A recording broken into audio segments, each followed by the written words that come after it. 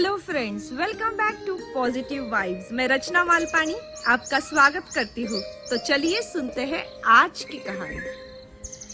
एक pet shop के बाहर उस पेट शॉप का मालिक एक बोर्ड लगा रहा था, पपीज फॉर सेल। जैसे ही वो बोर्ड लगा रहा था, आखिरी कील वो उस बोर्ड की ठोक रहा था, तो एक पीछे से कोई उसे उसकी पैंट को खींचता है, उसे पुकारता है। तो वो नीचे मुड़कर देखता है तो एक छोटा सा प्यारा सा बच्चा जिसने आंखों पे चश्मा पहना हुआ है, blue pant, white shirt, tie, ढीली सी टाई गले में। उस बच्चे को देखकर वो मालिक कहता है, बोलो छोटे उस्ताद, क्या चाहिए आपको? तो वो छोटा बच्चा मुस्कुरा कर कहता है कि अंकल, मैं आपकी शॉप से एक पपी खरीदना चाहता हूँ, मुझे पपीज बहुत पसंद है। लेकिन उस छोटे बच्चे को क्या पता है कि ये बेजुबान मासूम जानवर उसकी पिगी बैंक की सेविंग से नहीं खरीदे जा सकते। वह मालिक नीचे उतरता है और उस बच्चे से कहता है कि बेटा, ये पपीज बहुत महंगे होते हैं, इन्हें खरीदने के लिए बहुत पैसे चाहिए।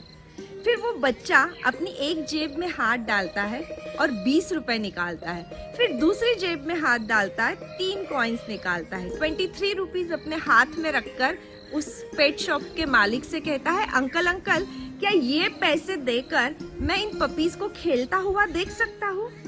वह आदमी मुस्कुराता है, 23 रुपए फिर से उस बच्चे की जेब में डाल देता है और कहता है कि चलो अंदर। फिर वह उसे लेकर अंदर जाता है और वो बच्चा एक जगह बैठकर उन पपीज को देखना शुरू करता है।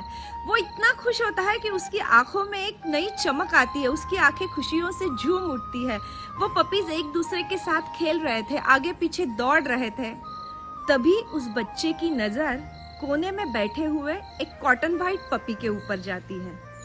वो कॉटन व्हाइट पपी खींच कर आगे चलने की कोशिश कर रहा था।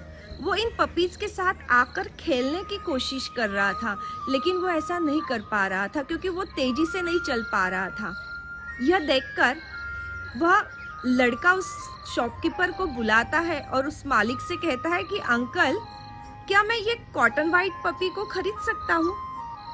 वह दुकान का मालिक उस लड़के से कहता है कि हाँ, तुम बिल्कुल खरीद सकते हो बेटा, और ये तो ज़्यादा महंगा भी नहीं है क्योंकि इसकी एक टांग टूटी हुई है।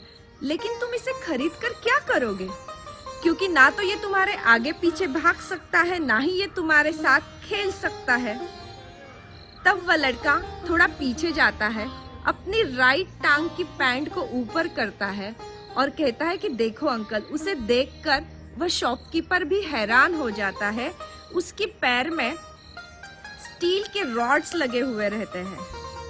वो लड़का कहता है कि अंकल, उसे कोई मिल जाएगा जो उसे समझ सके, और मुझे कोई मिल जाएगा जो मुझे समझ सके। उसे कोई मिल जाएगा जो उसे समझ सके, और मुझे कोई मिल जाएगा जो मुझे समझ सके।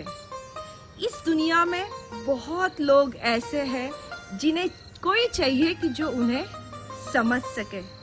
बहुत बार हम बिना सोचे दूसरों के लिए अपनी राय बना लेते हैं। यह बहुत बेकार है, मेरा पड़ोसी अच्छा नहीं है, मेरे पति को ऐसा नहीं बोलना चाहिए था। ऐसे कितने ओपिनियन हम सामने वाले की सिचुएशन को बिना समझे बना लेते हैं, क्योंकि जब तक हम उनका जूता अपने पैरों में नहीं डालते, तब तक उनकी तकलीफ को हम नहीं समझ सकते। अगर हम परिवार से जुड़ना चाहते हैं, लोगों से जुड़ना चाहते हैं, तो हमें यह समझने की कला सीखनी होगी। क्योंकि सब एक दूसरे को सुनाना, अपनी बात सुनाना तो सभी चाहते हैं, लेकिन सामने वाले को समझने के लिए कोई तैयार नहीं है। रिश्तों में अगर मजबूती लानी है तो हमें सामने वाले को समझना ही होगा, और जब हमें समझने की कला सीख लेंगे, हमारे रिश्ते और ज़्यादा मजबूत हो जाएंगे। पिछले 15 दिनों से मेरी बहनों के लिए मैं कहना चाहूँगी कि उनको सलाम करना चाहूँगी कि जो पिछले 15 दिनों से सुबह की चाय से लेके शाम का खाना तक पूरा अकेले संभाल रही है, क्योंकि अभी उनके पास घर पे काम करने के लिए कोई स्टाफ भी नहीं है। तो मेरे सारे प्यारे भाइयों, मेरी सारी बहनों का आपको ध्यान रखना है, उनको थोड़ा एक्स्ट्रा समझना है और अपने तरीके से उनको स्पेशल कुछ महसूस करवाना है। यही रिक्वेस्ट मैं आज के दिन करूँगी।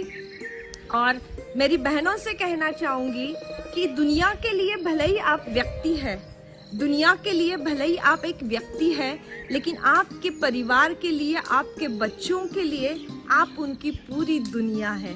इसलिए अपना ज़्यादा ध्यान रखिए। आशा करती हूँ आपको आज की ये कहानी पसंद आई होगी। कल फिर से मिलते हैं एक नई कहानी के साथ। जय हिंद।